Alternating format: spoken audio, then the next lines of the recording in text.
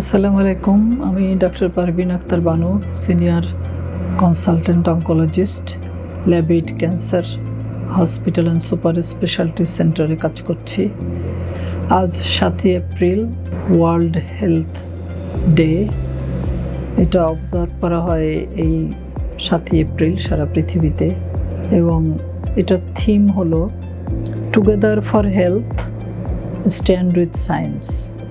Mainly focus করা হয় জনগণের সচেতনতা, যে সায়েন্টিফিক যেসব রিসার্চ বা কোলাবোরেশন থেকে যেসব ফাইন্ডিং আসে সেগুলা জনগণের মধ্যে ছড়িয়ে দেওয়া, যাতে জনগণের একটা ট্রাস্ট হয় সায়েন্সের প্রতি। যেসব ফাইন্ডিং আমরা রিসার্চ থেকে পাই সেগুলো যাতে আমাদের জীবনে আমরা ইমপ্লিমেন্ট করতে পারি। এবং এখানে তারা একটা জিনিস প্রমোট করে, সেটা হলো ওয়ান হেলথ।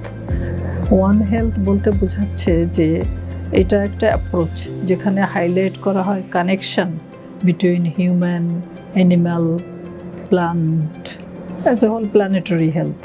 কারণ আমরা জানি যে সমস্ত ডিজিজ আমরা হিউম্যান বিইং সাফার করে, তাদের অনেক কিছু এই প্লান্ট বা অ্যানিম্যাল থেকেও আমরা পেতে পারি, আসতে পারে।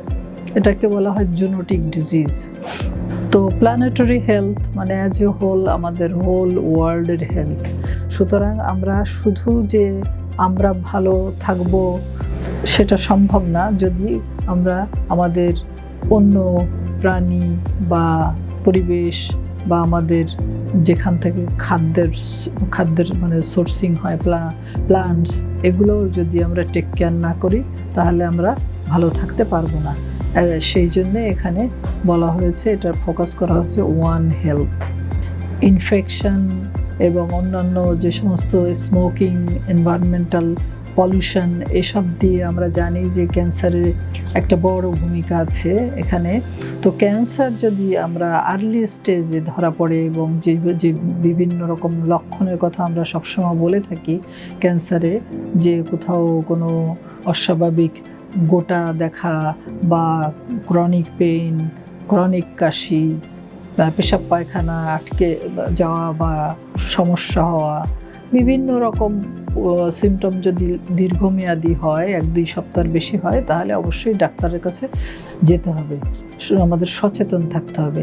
আর যদি ক্যান্সার ধরা পড়ে তাহলে আর্লি স্টেজে ধরা পড়লে ক্যান্সার নিরাময় সম্ভব এবং ব্যয়বহুল চিকিৎসারও দরকার হয় না আর্লি স্টেজে ধরা পড়লে।